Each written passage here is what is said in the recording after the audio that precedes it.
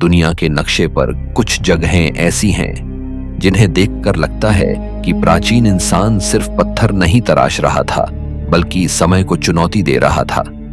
कहीं पहाड़ों के भीतर हजारों मूर्तियां छिपी हैं, कहीं सैकड़ों टन वजनी चट्टानें बिना किसी जोड़ के खड़ी हैं, और कहीं मंदिर हवा में लटके दिखाई देते हैं। सबसे बड़ा सवाल यह नहीं कि ये सब कितने पुराने हैं, बल्कि यह है कि उस दौर में इन्हें बनाया कैसे गया।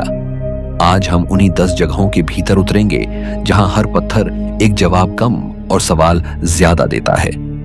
नंबर 1, लॉन्गमैन ग्रोटोज, पत्थरों में जमी निगाहें। चीन की नदी के किनारे खड़ी चूना पत्थर की ऊंची चट्टानों को दूर से देखने पर वे सामान्य पहाड़ जैसी लगती हैं, लेकिन जैसे जैसे कोई उनके पास पहुंचता है, पहाड़ की सतहें हजारों आंखों, चेहरों और आकृतियों में बदलने लगती है।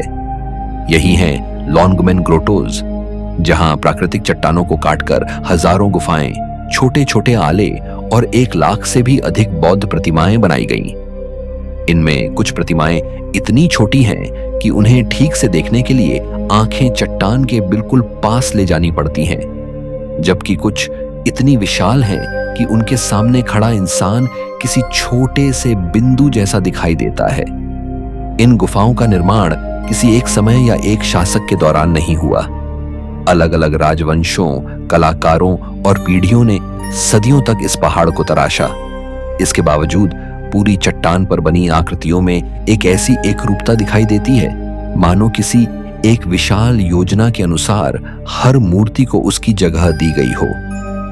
सबसे प्रसिद्ध प्रतिमा वैरोचन बुद्ध की है, जिसकी ऊंचाई लगभग 60 फीट है। उसका चेहरा शांत है, आंखें आधी बंद हैं, लेकिन नीचे खड़े लोगों को अक्सर ऐसा महसूस होता है जैसे वह प्रतिमा उन्हें देख रही हो। सबसे बड़ा रहस्य यह है कि ऊंची सीधी चट्टानों पर इतने लंबे समय तक काम कैसे किया गया। उस द्वार के कारीगरों के पास आधुनिक लोहे के मंच, बिजली से चलने वाले औजार या ऊंचाई तक पहुंचने वाली मशीनें नहीं थीं। उन्हें लकड़ी के अस्थायी ढांचे बनाकर कठोर मौसम, तेज हवा और गिरते पत्थरों के बीच महीनों नहीं बल्कि वर्षों तक काम करना पड़ा होगा। इतने बड़े ढांचे को संतुलित रखना अपने आप में कठिन था। गुफाओं के अंदर की मूर्तियों में हीरे, कपड़े, आभूषण और बालों तक की महीन रेखाएं तराशी गई हैं। कई मूर्तियां अंधेरे और संकरे हिस्सों में मौजूद हैं, जहां आज भी रोशनी मुश्किल से पहुंचती है। सवाल उठता है कि प्राचीन कलाकारों ने भीतर बैठकर इतनी सटीक नक्काशी कैसे की होगी। क्या वे दीपकों के सहारे काम करते थे, या चट्टान को काटने से पहले उनके पास कोई विस्तृत रेखा चित्र था? समय, बारिश, युद्ध और तोड़फोड़ ने कई मूर्तियों को क्षतिग्रस्त कर दिया, फिर भी हजारों चेहरे आज भी वहीं मौजूद हैं। जब शाम की रोशनी चट्टानों पर पड़ती है तो मूर्तियों की परछाइयां गहरी होने लगती हैं। उस क्षण पूरी पहाड़ी किसी विशाल सभा जैसी दिखाई देती है, जिसमें हजारों पत्थर के चेहरे शांत बैठकर आने जाने वालों को देखते रहते हैं। नंबर 2, सैक्सायाहुआमान, बिना जोड़ की दीवारें। पेरू के कुस्को शहर के ऊपर पहाड़ियों पर बनी सैक्सायाहुआमान की दीवारें पहली नजर में किसी सामान्य प्राचीन किले का हिस्सा लग सकती हैं, लेकिन पास जाकर देखने पर समझ आता है कि ये दीवारें सामान्य निर्माण नहीं हैं। इनमें इस्तेमाल किए गए पत्थर चौकोर या समान आकार के नहीं हैं। हर पत्थर अलग है, किसी के 12 कोने हैं, किसी की सतह बाहर निकली हुई है, और कोई पत्थर अपने आसपास मौजूद 5 या 6 चट्टानों के बीच बिल्कुल पहेली के टुकड़े की तरह बैठा है। इन दीवारों की सबसे हैरान करने वाली बात इनके जोड़ हैं। पत्थरों के बीच न गारा लगाया गया, न चूना और न ही किसी धातु का प्रयोग किया गया। फिर भी ये पत्थर इतने कसकर जुड़े हैं कि उनके बीच एक पतली धार भी डालना कठिन माना जाता है। कुछ पत्थरों का वजन सैकड़ों टन बताया जाता है। इन्हें पहाड़ों से काटकर निर्माण स्थल तक लाना ही एक विशाल चुनौती रही होगी, लेकिन उससे भी कठिन था इन्हें सही कोण पर काटना और एक दूसरे में इस प्रकार बैठाना कि दीवार भूकंप आने पर भी न गिरे। पेरू का यह इलाका भूकंप के लिए जाना जाता है। बाद में बनाए गए कई भवन समय के साथ टूट गए, लेकिन ये पुरानी दीवारें सदियों के झटके सहती रहीं। इसका कारण उनकी सीधी नहीं बल्कि टेढ़ी मेढ़ी आपस में फंसी संरचना मानी जाती है। भूकंप के समय पत्थर थोड़ा हिलते हैं और फिर वापस अपनी जगह बैठ जाते हैं। लेकिन इतनी समझ उस समय कैसे विकसित हुई जब न आधुनिक गणना थी और न ही भूकंप मापने वाले यंत्र। कुछ कथाओं में कहा जाता है कि इनका लोगों के पास पौधों से निकला कोई ऐसा पदार्थ था जो पत्थर की सतह को नरम कर देता था। कुछ लोग कम आवृत्ति वाली ध्वनियों के प्रयोग की बात करते हैं, लेकिन इन बातों का कोई ठोस प्रमाण नहीं मिला। पुरातत्वविद मानते हैं कि पत्थरों को लगातार रगड़कर, चोट मारकर और बार बार जांचकर आकार दिया गया होगा। फिर भी विशाल चट्टानों की उभरी हुई और अंदर धंसी सतहों का इतना सटीक मेल आज भी लोगों को उलझन में डालता है। सबसे बड़े पत्थरों के नीचे छोटे पत्थर नहीं लगाए गए, पूरा भार सीधी चट्टानी जमीन पर टिकता है। दीवार की सतह पर कई ऐसे निशान भी हैं जिनका उद्देश्य साफ नहीं है। कहीं छोटे उभार हैं, कहीं गोल छेद और कहीं काटने की अधूरी रेखाएं दिखाई देती हैं। ऐसा लगता है जैसे निर्माण के दौरान अपनाई गई प्रक्रिया का केवल अंतिम परिणाम बचा है, तरीका नहीं।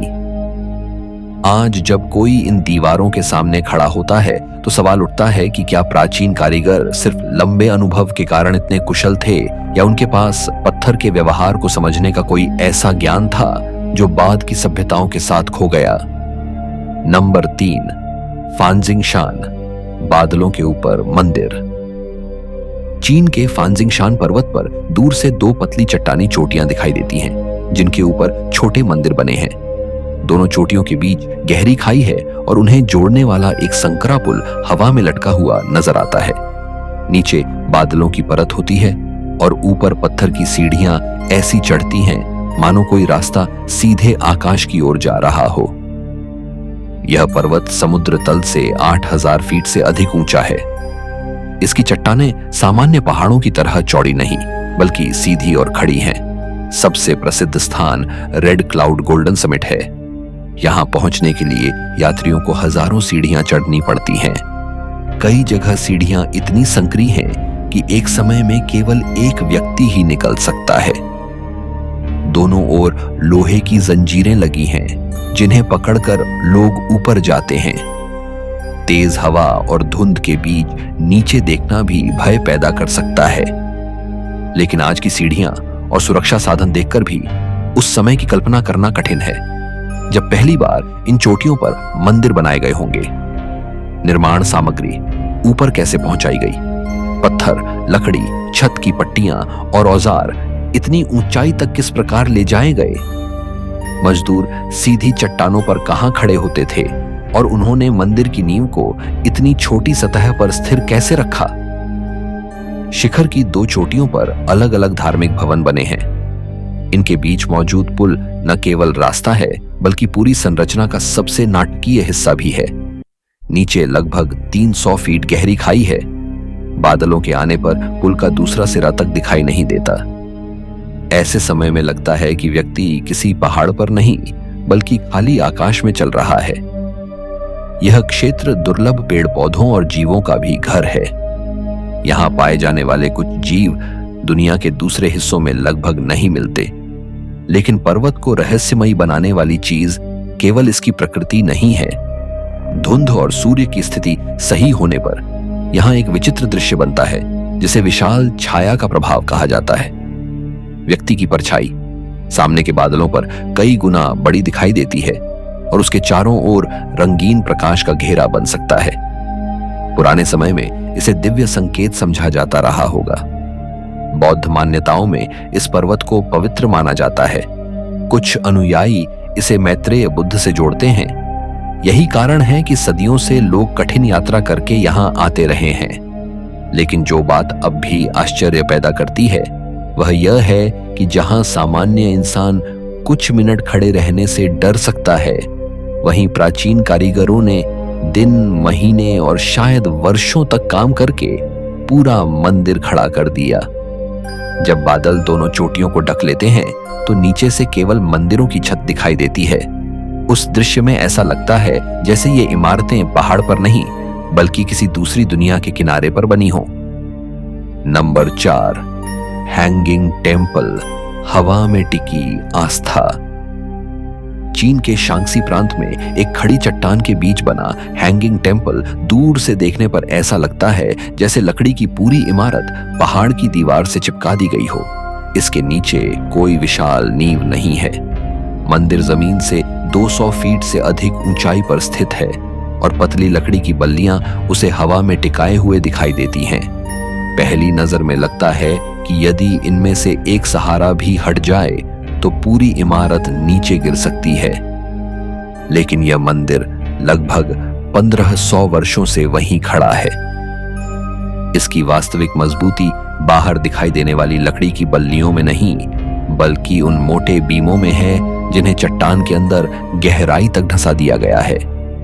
इन बीमों को इस प्रकार रखा गया कि भवन का भार सीधे नीचे गिरने के बजाय चट्टान के भीतर फैल जाए। मंदिर के कमरों और गलियारों के अंदर भी लकड़ी के कई जोड़ भार को एक हिस्से से दूसरे हिस्से तक पहुंचाते हैं। यह पूरा ढांचा किसी साधारण भवन से अधिक एक संतुलित यंत्र जैसा है। मंदिर को इस स्थान पर बनाने का कारण केवल धार्मिक नहीं था। चट्टान का ऊपरी हिस्सा छज्जे की तरह बाहर निकला हुआ है जिससे इमारत पर सीधे बारिश कम पड़ती है। आसपास के ऊंचे पहाड़ तेज हवा और धूप से इसे बचाते हैं। नीचे बहने वाली नदी से दूरी होने के कारण बाढ़ का खतरा भी कम था। ऐसा प्रतीत होता है कि स्थान चुनते समय प्रकृति के हर प्रभाव का ध्यान रखा गया था। अंदर जाने वाले रास्ते बेहद संकरे हैं। लकड़ी के गलियारे चट्टान के किनारे से गुजरते हैं और कई जगह नीचे सीधी खाई दिखाई देती है। सीढ़ियां इतनी खड़ी हैं कि चढ़ते समय व्यक्ति को चट्टान की ओर झुकना पड़ता है। कुछ कमरे छोटे दरवाजों से जुड़े हैं जबकि कई मूर्तियां चट्टान की दीवार के ठीक सामने रखी गई हैं। इस मंदिर की एक और अनोखी बात यह है कि यहाँ बौद्ध धर्म, ताओ धर्म और कन्फ्यूशियस विचारधारा से जुड़ी प्रतिमाएं एक ही परिसर में मौजूद हैं। प्राचीन समय में 3 अलग परंपराओं को एक ही भवन में स्थान देना असामान्य था। शायद मंदिर को ऐसी जगह बनाने का उद्देश्य ही यह था कि वह सामान्य दुनिया के संघर्षों से ऊपर दिखाई दे। भूकंप, तूफान और कठोर मौसम के बाद भी इसका टिके रहना प्राचीन लकड़ी निर्माण की गहरी समझ को दिखाता है। बीमों की सही दिशा, चट्टान में बनाए गए छेद और भवन के हल्के हिस्सों का संतुलन इतना सटीक है कि पूरी संरचना सदियों से स्थिर है। जब नीचे खड़े होकर कोई इस मंदिर को देखता है तो आंखों को विश्वास करना कठिन होता है कि यह भवन वास्तव में उसी जगह बना है। ऐसा लगता है जैसे इसे खड़ा नहीं किया गया बल्कि पहाड़ और आकाश के बीच किसी अदृश्य शक्ति ने रोक रखा हो। नंबर 5, सिगिरिया रॉक फोर्ट्रेस, चट्टान पर छिपा साम्राज्य। श्रीलंका के घने जंगलों के बीच एक विशाल अकेली चट्टान लगभग सीधी ऊपर उठती है। आसपास दूर दूर तक कोई दूसरा पहाड़ नहीं, केवल पेड़ों का समुद्र दिखाई देता है। इसी चट्टान की चोटी पर कभी एक पूरा शाही किला और महल मौजूद था। इसे सिगिरिया कहा जाता है जिसका अर्थ सिंह चट्टान माना जाता है। इतिहास के अनुसार राजा कश्यप ने सत्ता हासिल करने के बाद इस ऊंची चट्टान को अपना सुरक्षित दुर्ग बनाया। कहा जाता है कि उसने अपने पिता की हत्या कर सिंहासन लिया था और उसे डर था कि उसका भाई लौटकर बदला लेगा। इसलिए उसने ऐसा स्थान चुना जहां पहुंचना कठिन हो और दूर से आने वाले शत्रु दिखाई दे जाएं। चट्टान के प्रवेश क्षेत्र में कभी एक विशाल सिंह की आकृति बनी थी। आज उसका अधिकांश हिस्सा नष्ट हो चुका है, लेकिन 2 विशाल पत्थर के पंजे अब भी सीढ़ियों के दोनों ओर मौजूद हैं। इन्हीं पंजों के बीच से होकर लोग ऊपर चढ़ते हैं। कल्पना कीजिए कि जब पूरा सिंह बना होगा तो उसके मुंह से होकर महल में प्रवेश करना कैसा दिखाई देता होगा। चोटी तक पहुंचने के लिए 1200 से अधिक सीढ़ियां चढ़नी पड़ती हैं। ऊपर पानी के कुंड, महल की नींव और खुले प्रांगण के अवशेष मिलते हैं। सबसे बड़ा सवाल यह है कि इस ऊंचाई पर निर्माण सामग्री कैसे पहुंचाई गई। पत्थर, लकड़ी, पानी और भोजन नियमित रूप से ऊपर ले जाना पड़ा होगा। किसी भी गलती का अर्थ सीधी गहरी गिरावट हो सकता था। चट्टान की दीवारों पर बनी सिगिरियां की प्रसिद्ध स्त्री आकृतियां आज भी रंगीन दिखाई देती हैं। वे खुले वातावरण, नमी और गर्मी के बावजूद लगभग 1500 वर्षों से बची हुई हैं। उनके रंगों में किस प्रकार के पदार्थ मिलाए गए थे, यह अब भी अध्ययन का विषय है। चित्रों के चेहरे और आभूषण इतने स्पष्ट हैं कि लगता है मानो वे कल ही बनाए गए हों। नीचे बने जल उद्यान और पत्थर उद्यान भी कम आश्चर्यजनक नहीं हैं। यहाँ भूमिगत जल नलिकाएं, कुंड और फव्वारे बनाए गए थे। वर्षा के समय इनमें से कुछ फव्वारे आज भी काम करते हैं। इसका अर्थ है कि प्राचीन निर्माताओं ने पानी के दबाव और भूमि की ढलान का उपयोग इतनी सटीकता से किया था कि प्रणाली सदियों बाद भी सक्रिय हो सकती है। महल का स्थान सुरक्षा के लिए उपयुक्त था, लेकिन शायद राजा का डर कभी खत्म नहीं हुआ। ऊंचाई से वह अपने पूरे राज्य को देख सकता था, लेकिन नीचे से हर व्यक्ति उस अकेली चट्टान पर बने उसके किले को देख सकता था। अंत में उसका भाई सेना लेकर लौटा और कश्यप का शासन समाप्त हो गया। आज चोटी पर केवल खंडहर है। तेज हवा खाली दीवारों के बीच घूमती है। जहां कभी राजा, सैनिक और सेवक चलते होंगे, वहां अब केवल पत्थर बचे हैं। सिगिरिया की सबसे बड़ी विडंबना यही है कि जिस चट्टान को अजेय सुरक्षा के लिए चुना गया था, वही आज एक ऐसे राजा की कहानी सुनाती है जो पूरी जिंदगी अपने ही भय से घिरा रहा। नंबर 6, लेशान जायंट बुद्धा, पहाड़ में बैठा देवता। चीन में 3 नदियों के संगम के सामने एक विशाल बुद्ध प्रतिमा चट्टान से बाहर निकलती दिखाई देती है। इसकी ऊंचाई लगभग 230 फीट है और इसका सिर पहाड़ की ऊपरी सतह तक पहुंचता है। नीचे खड़े लोग इसके पैरों की उंगलियों से भी छोटे दिखाई देते हैं। यह लेशान का विशाल बुद्ध है, जिसे किसी अलग पत्थर से बनाकर यहां रखा नहीं गया, बल्कि पूरे पहाड़ को काटकर निकाला गया। इसका निर्माण 8वीं शताब्दी में शुरू हुआ और पूरा होने में लगभग 90 वर्ष लगे। मान्यता है कि नदी का यह संगम बेहद खतरनाक था। तेज धाराओं और भंवरों के कारण नावें डूबती थीं। एक बौद्ध भिक्षु ने विश्वास किया कि यहाँ विशाल बुद्ध बनाने से नदी शांत होगी और यात्रियों की रक्षा होगी। निर्माण के दौरान पहाड़ से निकले लाखों पत्थर नीचे नदी में गिराए गए। संभव है कि इतने मलबे ने नदी की गहराई और धाराओं को बदल दिया हो, जिससे पानी वास्तव में कुछ शांत हुआ। इस प्रकार धार्मिक विश्वास और व्यावहारिक परिणाम एक साथ जुड़े दिखाई देते हैं। प्रतिमा की सबसे अद्भुत विशेषता उसकी छिपी जल निकासी व्यवस्था है। सिर के बालों, कानों, गर्दन, कंधों और वस्त्रों की रेखाओं के भीतर छोटी नालियां बनाई गई हैं। बारिश का पानी इन रास्तों से होकर बाहर निकल जाता है और प्रतिमा के भीतर नहीं रुकता। यदि ऐसा ना होता तो नमी और दरारें इसे बहुत पहले नष्ट कर सकती थीं। 1200 वर्षों तक खड़े रहने के पीछे यही अदृश्य व्यवस्था सबसे महत्वपूर्ण कारणों में से एक मानी जाती है। प्रतिमा के कान इतने बड़े हैं कि उनमें कई लोग खड़े हो सकते हैं। प्रत्येक पैर पर दर्जनों व्यक्ति एक साथ बैठ सकते हैं। सिर के ऊपर बनाए गए बालों के घुमाव केवल सजावट नहीं है, बल्कि पानी को अलग अलग दिशाओं में मोड़ने में भी सहायक माने जाते हैं। इसका अर्थ है कि कलाकारों ने सौंदर्य और अभियांत्रिकी को एक ही आकार में जोड़ दिया था। सबसे कठिन प्रश्न निर्माण प्रक्रिया को लेकर है। इतनी विशाल सीधी चट्टान पर कारीगर कहां खड़े होते थे? उन्होंने ऊपर से नीचे तक सही अनुपात कैसे बनाए रखा? यदि चेहरे की आंख, नाक या मुंह कुछ फीट भी गलत बनते तो नीचे से पूरी प्रतिमा असंतुलित दिखाई देती। शायद लकड़ी के बड़े मंच बनाए गए होंगे और दूरी से बार बार आकार की जांच की जाती होगी। प्रतिमा के सिर के पास एक आंतरिक मार्ग होने की बात भी कही जाती है, जिससे रख रखाव किया जा सके। यह बताता है कि निर्माताओं ने केवल निर्माण नहीं, बल्कि भविष्य की मरम्मत के बारे में भी सोचा था। जब नदी पर धुंध फैलती है तो बुद्ध का चेहरा आधा छिप जाता है। नीचे पानी बहता रहता है और ऊपर विशाल आंखें शांत दिखाई देती हैं। यह प्रतिमा केवल धार्मिक चिन्ह नहीं, बल्कि उस समय की योजना, धैर्य और मनुष्य की ऐसी महत्वाकांक्षा का प्रमाण है जिसने पूरे पहाड़ को एक चेहरे में बदल दिया।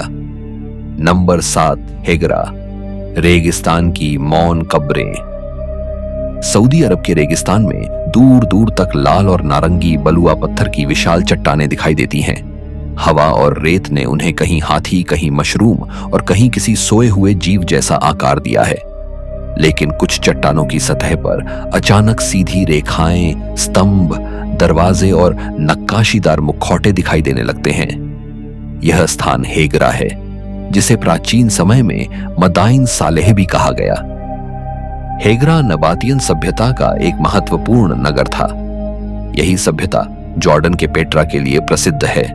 प्राचीन व्यापार मार्गों पर स्थित होने के कारण यहाँ मसाले, सुगंधित पदार्थ, वस्त्र और कीमती सामान लेकर गुजरने वाले कारवां रुकते थे। लेकिन आज यहाँ सबसे अधिक दिखाई देती हैं चट्टानों में काटी गई 131 विशाल कब्रें। हर कब्र का सामने का हिस्सा अलग बनाया गया है। कहीं सीढ़ी नुमा मुकुट है, कहीं स्तंभ है और कहीं पशुओं या प्रतीकों की आकृतियां हैं। ऐसा लगता है जैसे प्रत्येक मृत व्यक्ति के परिवार ने उसकी पहचान के अनुसार चट्टान पर एक अलग हस्ताक्षर छोड़ने की कोशिश की हो।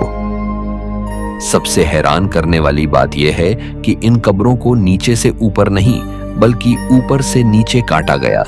कारीगर पहले चट्टान की ऊंची सतह पर काम शुरू करते और धीरे धीरे नीचे आते थे। इससे ऊपर से गिरने वाला मलबा नीचे बनी नक्काशी को नुकसान नहीं पहुंचाता था, लेकिन ऊंचाई तक पहुंचने के लिए विशाल लकड़ी के मंच या चट्टान में बनाए गए अस्थायी सहारे जरूरी रहे होंगे। उनके प्रमाण बहुत कम मिले हैं। अंदर के कमरे बाहर की सजावट की तुलना में साधारण हैं। कई कब्रें कभी पूरी नहीं हुई। कुछ चट्टानों पर केवल ऊपर का हिस्सा तराशा गया है और नीचे का भाग अधूरा छोड़ दिया गया। इन्हें देखकर निर्माण की प्रक्रिया समझ में आती है, लेकिन यह स्पष्ट नहीं होता कि काम अचानक क्यों रुका। रेगिस्तान में पानी की कमी के बावजूद नबातियन लोगों ने वर्षा जल को जमा करने के लिए नहरें, कुंड और भूमिगत भंडार बनाए थे। वे चट्टानों की ढलान से बहने वाले पानी को नियंत्रित करके नगर तक पहुंचाते थे। यह तकनीक बताती है कि वे केवल नक्काशीकार नहीं, बल्कि जल प्रबंधन के भी विशेषज्ञ थे। स्थान की वीरानी इसे और रहस्यमयी बनाती है। यहाँ कोई घना शहर नहीं बचा, कोई भीड़ नहीं और न ही बाजारों की आवाज। केवल रेगिस्तानी हवा कब्रों के खाली दरवाजों से होकर गुजरती है। कई कब्रों पर प्राचीन लेख लिखे हैं, जिनमें चेतावनी दी गई थी कि उन्हें नुकसान पहुंचाने वाले को दंड मिलेगा। आज इन शब्दों को पढ़ते हुए ऐसा लगता है कि हेगरा के निर्माता जानते थे कि उनका शहर समाप्त हो सकता है, लेकिन वे चाहते थे कि चट्टानों में तराशी गई उनकी अंतिम पहचान समय से भी अधिक लंबे समय तक जीवित रहे। Number 8, the great wall of China, पहाड़ों पर फैली दीवार। चीन की महान दीवार को तस्वीरों में देखने पर वह एक लंबी सीधी दीवार जैसी लगती है, लेकिन वास्तव में यह किसी एक समय में बनी एक दीवार नहीं, बल्कि हजारों वर्षों में अलग अलग शासकों द्वारा बनाए गए किलों, चौकियों, मार्गों और दीवारों का विशाल जाल है। यह पहाड़ों की धार पर चढ़ती है, रेगिस्तान से गुजरती है, जंगलों में गायब होती है और कई जगह खड़ी चट्टानों पर सांप की तरह मूर्ति दिखाई देती है। सबसे प्रसिद्ध हिस्से ईंटों और पत्थरों से बने हैं, लेकिन हर क्षेत्र में सामग्री अलग थी। जहां पत्थर उपलब्ध थे, वहां पत्थर लगाए गए। रेगिस्तानी क्षेत्रों में मिट्टी, घास और अन्य स्थानीय पदार्थों की परतों को बार बार दबाकर मजबूत दीवार बनाई गई। कुछ पुराने हिस्सों में जैविक पदार्थ मिलाने की बातें भी सामने आई हैं। इन दीवारों को स्थानीय मौसम के अनुसार तैयार किया गया था। सबसे कठिन प्रश्न निर्माण सामग्री को ऊंचे पहाड़ों तक पहुंचाने को लेकर है। कई जगह कोई चौड़ा रास्ता नहीं था, गाड़ियां नहीं पहुंच सकती थीं। पत्थर और ईंटें मजदूरों, सैनिकों और पशुओं की सहायता से ऊपर ले जाई गई होंगी। कुछ स्थानों पर रस्सियों और लकड़ी के सहारों का प्रयोग किया गया होगा, लेकिन हजारों मील लंबी व्यवस्था के लिए भोजन, पानी और औजार पहुंचाना निर्माण से कम कठिन नहीं रहा होगा।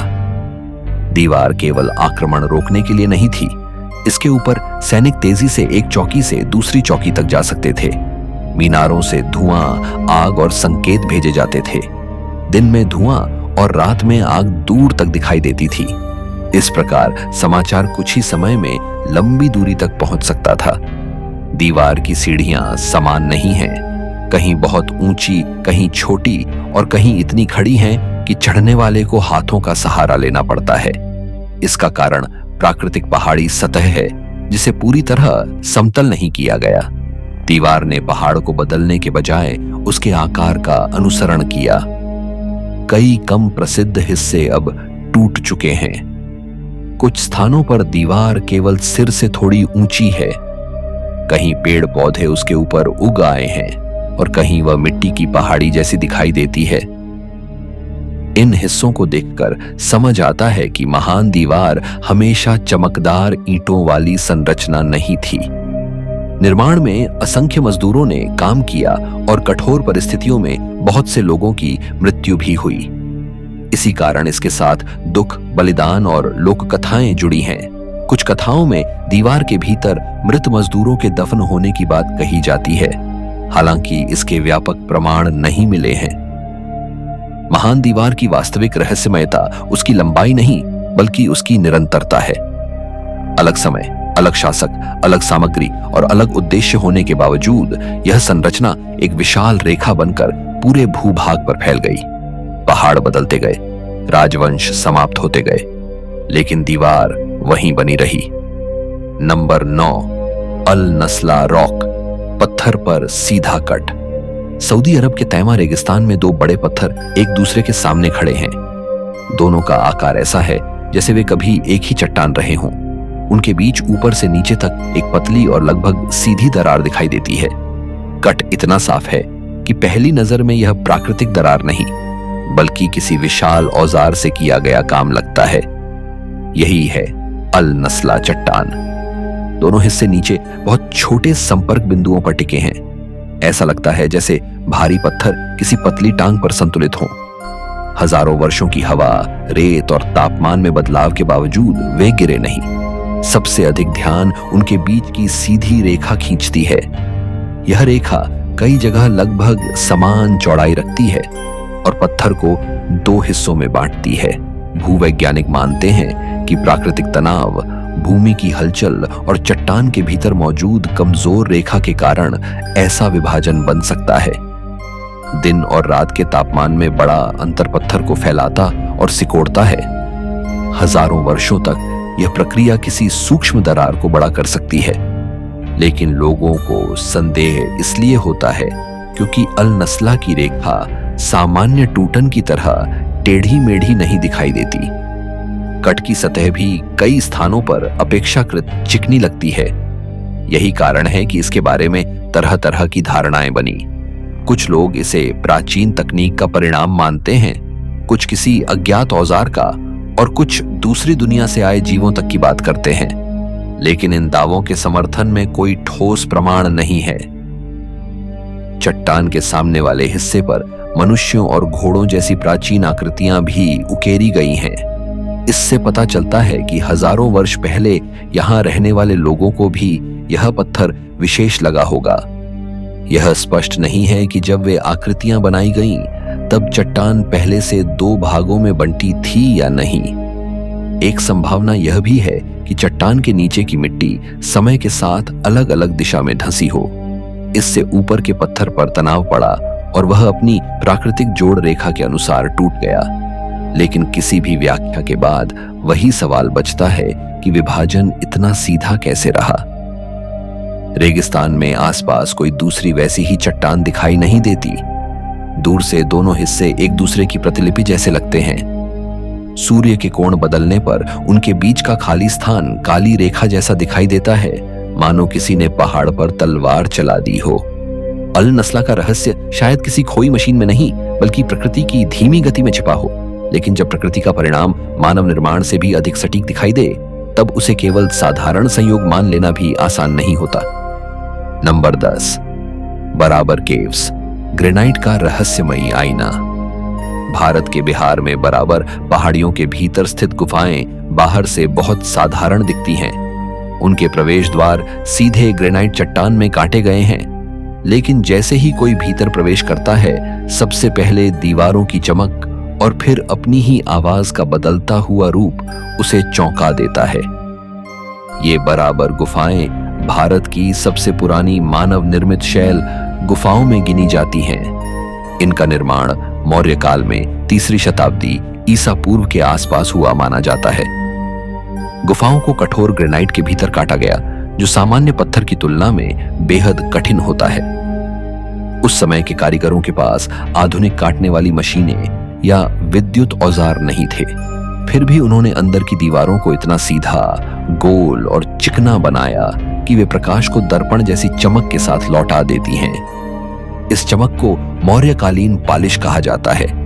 यही प्रकार की चमक उस समय के कुछ स्तंभों पर भी मिलती है, लेकिन गुफाओं के भीतर विशाल सतह पर ऐसा परिणाम प्राप्त करना अत्यंत कठिन रहा होगा।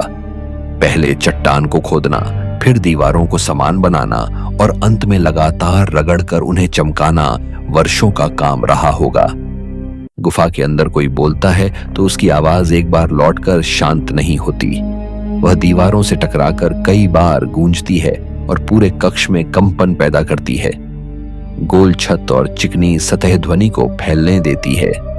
सामान्य बातचीत तक गहरी और रहस्यमयी सुनाई देती है। संभव है कि यह प्रभाव धार्मिक साधना या मंत्रों के उच्चारण के लिए उपयोग किया जाता रहा हो। सबसे प्रसिद्ध गुफाओं में लोमसी और राशि गुफा का प्रवेश द्वार विशेष है।